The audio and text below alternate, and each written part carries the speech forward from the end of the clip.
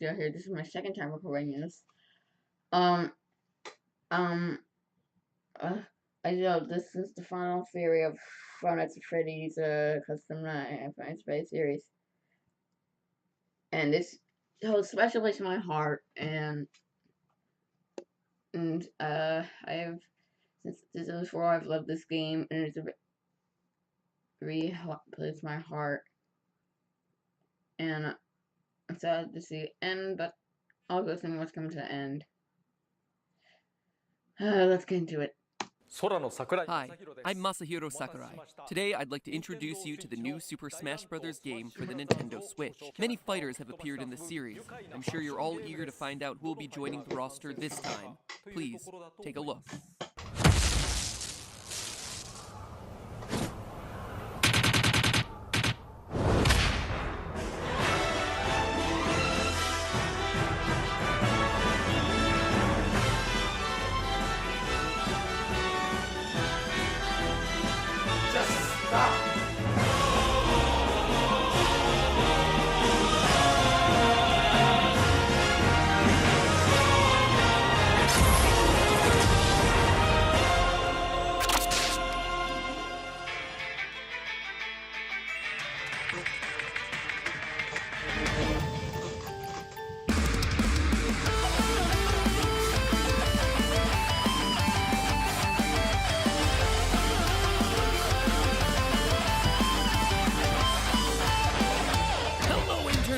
Welcome to Game Theory, the William Afton of YouTube. I always come back. So here's something crazy. You know how every FNAF game tends to have 5 main nights, a bonus 6th night that gets you more lore hints, and then a challenge mode 7th night where you customize all the animatronics? Well, look at the games. We have 5 main games bearing the 5 nights title, a bonus 6th game that was mostly for lore, and now a 7th standalone release where you customize the animatronics. The game releases directly mirror the gameplay. Either Scott is a mad genius or I'm thinking about things way too hard. You try to read into every little thing and find meaning in everything anyone says, you'll just drive yourself crazy. I heard you last time, Mr. Hippo. But guess what, you Barney reject? Reading into every little thing is the only way to have this series make any sort of sense whatsoever. Case in point, today's episode. With the final novel out and Ultimate Custom Night picked to shreds, it finally feels like the story of FNAF is at its end. Or at least the Afton storyline is at its end. The series will probably come back to tell another story in the same universe later. I mean, it's exactly what Scott did with FNAF 4, the quote-unquote final chapter, of the original FNAF story. I see what you did there, Scotty. It's the final chapter of the original story. But oh no, friends, he wasn't done. He even ended that teaser with a question mark if you brighten that screen up enough. Man, Scott, you really wanted to leave the door open for more games in the series, didn't ya? You were milking it more than I was. Or, I guess we're both milkmaids at the teat of Freddy Fazcow. Anyway, as they say in FNAF World, the pieces are in place for us. So it's time to take one final step back and put every single one of those pieces together into this, my final timeline for the final FNAF game. Though, let me save you some work. If you brighten the image you see on screen right now, you'll see that there's a question mark there, since, you know... FNAF releases in... And if he comes back, well, I gotta pull myself a Samurai Freddy and pursue the anime Fox of Truth wherever it may lead. Let's do this. Now, putting together a final timeline of events for this series is incredibly challenging and requires us covering a lot of really minute details from literally every element the series has ever released. This is my longest, most involved theory in 7 years, covering every square inch of the series. So fair warning that this episode is not for the faint of heart. It is extreme. A way for me to simultaneously flex my knowledge of the minutiae of this series, all while trying to come up with a satisfactory answer to pretty much every question it has ever thrown our way. And of course, there are some questions that don't have clean answers, which I'll be calling out for you as I go. So for those of you who want to take the challenge and attempt a timeline on your own, let me first explain my thought process. As I was writing this episode, there are 3 hard and fast rules that I applied. First, it's important to note that I put greater emphasis on information that was released more recently in the series. While, yes, everything in the series is important, by FNAF 4 and even more so Sister Location, we can assume that Scott had a complete picture of the story in his mind. It's easy to forget that FNAF 1 was going to be Scott's final game after years of trying to be a game designer and hitting dead ends. Do you really think that he imagined a lore so deep that it would cover 8 games, 5 books, and countless teasers? That he predicted his story would be so massively popular that it would involve undead purple people way back when we were all just making memes about Foxy Swiggity Swooty coming for that booty? Probably not. So it's safe to assume that the newest information we're getting in the games is the most accurate in pointing to the final story he's looking to tell. So that's rule number 1. Rule number 2, adhering to key dates and events. Now, there isn't much that's certain in this story, which means that the things we do know must serve as fixed points that the other details fit around. We know for a fact from FNAF 1 phone calls that the animatronics are allowed to walk around freely until the bite of 87. We know from FNAF 3 calls that the golden spring-lock suits are eventually retired to a back room after a tragedy at a sister location, the FNAF 4 Bite, which itself takes place in 1983. FNAF 3 also tells us that at some point William Afton tries to dismantle the robots, whose spirits rebel, causing him to become Springtrap, eventually getting himself sealed up behind a wall until the workers at Fazbear Fright discover his body and set him loose again. Details like those have to be our guideposts if we're having any hopes of getting anywhere in the story. And lastly, rule number 3, realizing that this isn't just a simple linear timeline. It's clearly established in the games that multiple Fazbear locations exist at the same time, and that the events in one affect what happens in other locations. For proof, just look at Phone Guy in FNAF 3. Welcome to your new career as a performer/entertainer for Freddy Fazbear's Pizza. Right now we have 2 specially designed suits that double as both animatronic and suit. After learning of an unfortunate incident at the sister location involving multiple and simultaneous spring lock failures, the company has deemed the suits temporarily unfit for employees. This not only tells us that the first Freddy Fazbear's Pizza had 2 golden suits, but also that the first Freddy's was open at the same time as the FNAF 4 Freddy's. The spring lock failure in the FNAF 4 location prompted the yellow suits to be retired in the FNAF 1 location. In short, a lot of these events overlap. Restaurants often stay open for years beyond what we see in the games, and everything weaves together in a way that's much more complicated than simply saying, this restaurant opened, kids died, it closed. The next one opened, kids died again, it closed. In all honesty, I suppose you could simplify it to that level, but we're not going to. I am holding myself to a higher standard. A slightly higher standard, but a higher standard nonetheless. So with those 3 logical rules in place, let's get analyzing. To begin, we have to identify who William's first victim was. Now, I've covered FNAF a lot, but in all my theories, one thing has remained consistent since FNAF 2, that the puppet was first, Henry's daughter. She is the character who gives life to all the other animatronics, so it would just make sense for her to be victim numero uno. But outside of that, it's always been just an assumption. And now that we've seen the event actually take place in the games, I think I've been wrong about it this entire time. Think about it. We have proof that William kills Henry's daughter in FNAF 6, but as I talked about in a previous theory, we see that later that night, Afton goes to a place called Junior's where he's turned away at the door. Now, why would Scott show us this? FNAF 6 was all about tying up loose ends. He's not just gonna throw in a random bar to establish that the Mustard Man is an alcoholic or anything. He's doing it to establish a timeline. The only time we hear of anyone being turned away from any building for any reason in this series is in FNAF 2. From what I understand, the building is on lockdown. No one is allowed in or out, especially concerning any previous employees. And the name Juniors makes sense in Scott's classic way of giving us clues that are meant to clarify things, but really just end up confusing all of us. Remember, FNAF 2's location is the Grand Reopening, a second Freddy Fazbear's Pizzeria location, a junior location, if you will. And lastly, to further solidify the puppet coming later in the timeline, remember why Freddy's closed in the first place. It wasn't due to murders or animatronics going haywire. According to the FNAF 1 newspapers, people just got weirded out by a place where kids disappeared. Quote, after a long struggle to stay in business after the tragedy that took place there many years ago, Freddy Fazbear's Pizza has announced that it'll close by year's end, end quote. This all means that the missing children's incident where 5 kids go missing at a Freddy Fazbear's Pizza must be the first event of the timeline. William Afton uses the Spring Bonnie suit to lure 5 kids to the back, employees-only safe rooms that we hear about in FNAF 3, hiding their dead bodies in the animatronic suits. We can even figure out the order of who was killed when based on clues hidden in Ultimate Custom Night. We know with 100% certainty that Chica was first based on one of her death lines. I was the first. I have seen everything. That's about as explicit as you get with these games. From a storytelling standpoint, I hate that Chica's first because it really should have been Golden Freddy, so he could be the first spirit killed and the final spirit to haunt Afton in Custom Night, but whatever. Chica, aka Susie, is death number 1. She's lured away by Afton, telling her that her dog died. We see it in FNAF 6's Fruity Maze. We also read about it in the 4th closet. Blonde curls. I heard Daddy say he was hit by a car, but I knew it wasn't true. Bonnie told me it wasn't true. He said he found my puppy. And did he take you to your puppy? He took me, but I don't remember. My name's Susie. We even hear about it in the Chica anime cutscenes from Custom Nights. I told him that someone ran over his dog in front of my house. Geez, Scott, I know we were all looking for answers, but man, you beat that one over the head, didn't ya? Not that I'm complaining, but that one was a bit overly obvious, and then all the other ones are just so damn obscure.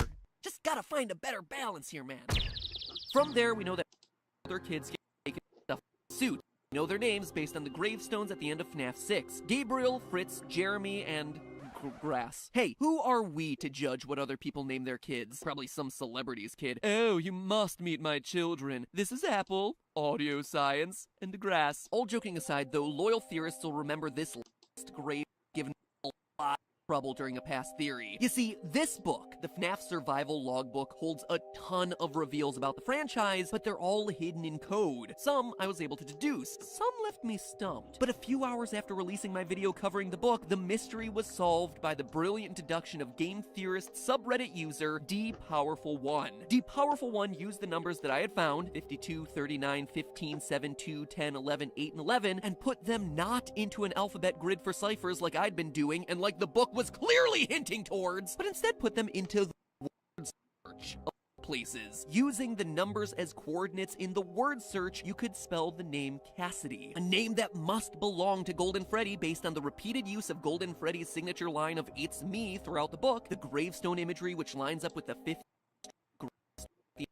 6, and a mention of Cassidy in the final FNAF novel, The 4th Closet. And that would be more than enough proof, but it's not all. In the novel, Cassidy is described as a girl with black hair. And what do we see in the logbook? The puppet giving cake to a little girl with black hair. The only human child in the logbook, no less. And it's happening on a page talking about your happiest day. A direct reference to the happiest day minigame from FNAF 3, where the puppet gives cake to Golden Freddy in an effort to release its soul. You can even hear a girlish laugh every time Golden Freddy is summoned way back in FNAF 1. Literally everything about this reveal ends up. Except the pronoun of he being used to talk about the one you should not have killed throughout Custom Night, which, as we established last episode, is referring to Golden Freddy. But consider this, Golden Freddy is a male character. He's Freddy Fazbear, he's Fredbear, regardless of the spirit that possesses it. So the gender confusion works here. Scott even used that to his advantage in the casting call, where he was specifically looking for auditions where, quote, the gender should not be immediately clear. It should work as either a young boy or a young girl. FNAF, teaching kids that gender is fluid, but only if you spend 4 years picking apart its obscure lore. Yeah, by the way, FNAF is 4 years old this August. It's crazy, right? Wow, I've been doing this for a long time.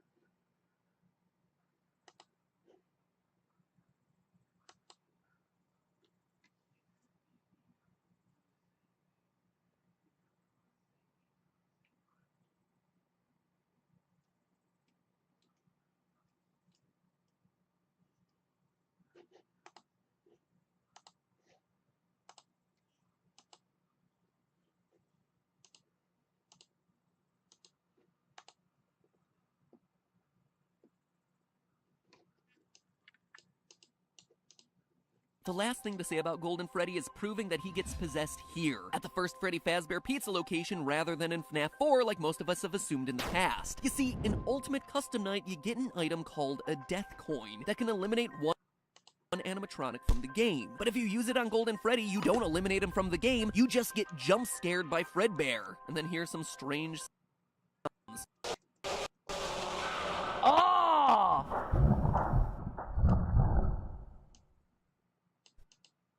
Huh. It almost sounds like Fredbear is underwater, which we all know is gonna be terrible for those spring locks. Anyway, I played around with those audio files and got him to hear. Laughter, obviously. Let's find a suit that's right for you. And there was more fantasy and fun where I came from. That last one feels really random, right? Like, "Arrgh, I'm an angry who killed you, but let me tell you about my love of fantasy, fairies, and long walks on the beach first. I'm very in touch with my emotions." However, the phrase fantasy and fun is a direct reference to the first game in the franchise, where Phone Guy welcomes you to Freddy Fazbear's Pizza, a magical place for kids and grown-ups alike, where fantasy and fun come to life. It's Scott telling us that Golden Freddy is the same spirit who speaks to the crying child via the Fredbear plush at the end of FNAF 4, but who dates all the way back to Pizzeria and the missing children's incident. Phew, you got all that? Good, because that's the easy stuff. Well, not easy, obviously, considering I'm on page 4 of this script and I've only just talked about the first event in the series. But there is consistent logic and evidence to back it all up. However, it's at this point that things get messy from a timeline standpoint. You see, right now there are two dangling threads of events that directly conflict with each other. One, the location has to close so it can reopen sometime before 1987. However, it has to remain open at least until 1983 when the FNAF 4 bite happens, the event that prompts Phone Guy to call back to the FNAF 1 location informing them that the Springlock suits are being retired. Welcome to your new career as a performer/entertainer for Freddy Fazbear's Pizza. Right now we have two specially designed suits that double as both animatronic and suit. After learning of an unfortunate incident at the sister location involving multiple and simultaneous spring lock failures, the company has deemed the suit temporarily unfit for employees. This is important because Phone Guy later makes a point of saying that the Spring Bonnie suit is still being moved. Management has also been made aware that the Spring Bonnie animatronic has been noticeably moved, Which implies that Afton is still using it to kill kids, aka the missing children's incident is still going on even after the bite of 1983. That would all be fine except for point number 2, according to the head unit and sister location, Circus Baby's Pizza World is opened after Freddy Fazbear's is closed. Due to the massive success, and even more so the unfortunate closing of Freddy Fazbear's Pizza, it was clear that the stage was set, no pun intended, for another contender in children's entertainment. Again, this wouldn't be a problem if it wasn't for the empty girl's bedroom that we see in FNAF 4. As we established in a previous episode using the FNAF survival logbook, the crying child is Michael Afton, which would make this his sister's room, Elizabeth Afton, the girl who gets herself clawed and goes on to possess Baby on the opening day of Baby's Pizzeria. That's why she's missing and why her room is empty. But that can't happen if Freddy's is still open, and Freddy's can't be closed until the bite of 83 causes the spring locks to be retired so that Phone Guy can make his call. You see the problem there? Do you understand why creating a timeline of all this stuff is so darn complicated? Anyway, to move forward, we have to apply rule number 1 that I talked about earlier and throw out some of the Phone Guy information in order for the events to work. Freddy Fazbear's first location closes in the aftermath of the missing children's incident. With no pizzeria to serve as his murder den, Afton tries to launch a new restaurant, Circus Baby's Pizza World. It's important to note that this is an actual restaurant and not the underground rental service you see in sister location. We'll get to that one much later. Based on the name, we can be confident that this place has a clown aesthetic, which makes it likely that all the animatronics who don't fit into the Freddy Fazbear series of restaurants were made specifically for this place. The Mini-Renas, Balloon Boy, JJ, Dee Dee, and of course, the star attraction, Baby. Notice how they all even look alike. However, on day 1 of the restaurant opening, Elizabeth, Afton's daughter, finds herself alone with Baby and gets herself clawed. We know that it's closed on day 1, both from Baby's story and sister location. Did you know that I was on stage once? It wasn't for very long, only one day. And from this hidden news story about a supposed gas leak posted on Scott's website in the lead up to the release of the game. This in turn explains a lot of the weirdness going on in FNAF 4, why Elizabeth's room is empty, why Michael Afton has nightmares of animatronics with stomach mouths, and why William locks Michael in his room and has so many surveillance cameras following him around. He doesn't want what happened to his daughter to also happen to his youngest son. You see why it's so important for Circus Baby's Pizza World to happen before the events of FNAF 4? Before 1983? A lot of pieces fit in place if it does. Anyway, in the aftermath of the tragedy, he buries Baby and most of the other humanoid characters underground in a facility that we'll eventually explore in sister location. The rest go on to the new and improved Freddy Fazbear's Pizzeria, which is set to reopen. But first, running parallel to all of this, and I mean all of it, is Fredbear's Family Diner. Not the sister location we visit in the game's sister location, but the only sister location actually called a sister location by Phone Guy during his FNAF 3 calls about spring locks. An unfortunate incident at the sister location. We know for a fact that Fredbear's Family Diner is the FNAF 4 location based on this purple hat teaser that came out with the release of the game. Brighten the image, look down in the bottom right-hand corner and fill in the blanks, and you get yourself property of Fredbear's Family Diner. We also know that it should fit here in the timeline because of one small detail that Scott made note of with the release of FNAF 4's Halloween edition. While Nightmare Puppet and Nightmare Mangle weren't canon, he made it clear that Nightmare Balloon Boy was. Now, if I'm right about Circus Baby's Pizza World and the red-cheeked design of its characters, then the crying child would have come across Balloon Boy. He existed at this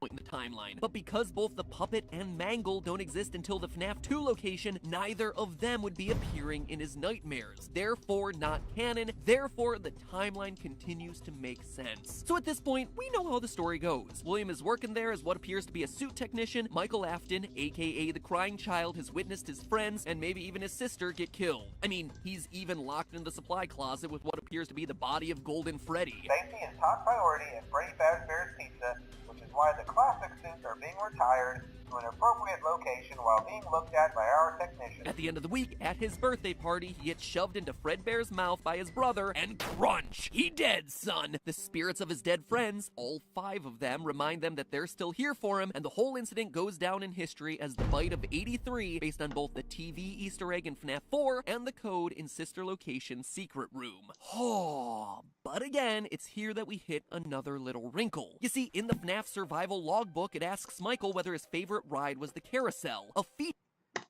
that was only present in the FNAF 2 restaurant. This also coincides with my hypothesis earlier about the Midnight Motorist minigame and Juniors being another name for Freddy's version 2. It would make sense that that place that he's going to is indeed him running out to the new Freddy Fazbear's location. But we know Michael gets bit in 1983 and that the FNAF 2 location is open in 1987 based on the paychecks you see in the game. Fortunately though, there's an elegant solution this time. The FNAF 2 location is just open earlier than we thought. Remember, Fredbear's Family Diner being open doesn't preclude a new Freddy's location from also being open at the same time. The new and improved Freddy Fazbear's Pizzeria is just open earlier than we all thought, at least as early as 1983, and continuing through 1987 when a new series of murders happens and the Bite of 87 gets it closed down. This all allows Michael to visit that place again, have the carousel be his favorite, but still die in 1983. Because William doesn't want to lose another child, especially since he's in his own killing spree, he puts security cameras everywhere and uses the illusion sound discs first introduced in the Twisted Ones novel to scare Michael away from the restaurant. That's what he means by he'll be sorry when he gets back. William is intentionally locking him in his room, giving him nightmares, hence why Michael is so scared by the time we see him in FNAF 4. Additionally, Ultimate Custom Night proves that the nightmare animatronics are just that, nightmares, illusions. This time, there is more than an illusion to fear. I am given flesh to be your tormentor. Both these lines indicate that before, they were just an illusion, they had no flesh. But now, in the latest game, they are real. So contrary to popular belief, these things were never real animatronics, just a glorified way for William to keep his son away from his murder locations. Except, obviously, it didn't work. Despite his best, well, maybe not his best, but definitely his most stalkerish efforts, Michael gets crunched and dies. A fact that becomes very problematic for the timeline considering that Michael Afton clearly survived survives till the end of the games. We see him in Sister Location. We watch him get scooped. We hear about him burning in FNAF 6. How is all of that possible if he's already dead? Surprisingly, there is a way to solve it, and I have the evidence to prove it, but sadly it'll have to wait until next time. This ended up being a 12-page script, which there's no way that we can do all in 1 week. So in the words of Dee Dee, how unfortunate, how unfortunate. This is a thing I hate to do, but the rest has to go in a part 2. Anyway, don't worry, we'll get it out as fast as possible. It's already written. I just need to divide this up for editing purposes. In the meantime, though, make sure... Okay, guys, I'll see you on the next video. Yeah, I hope you enjoyed this. Hit the like button. And I know there's been good thing I'm just something because my computer is apparently down. But I'll see you guys in the next one. See you later.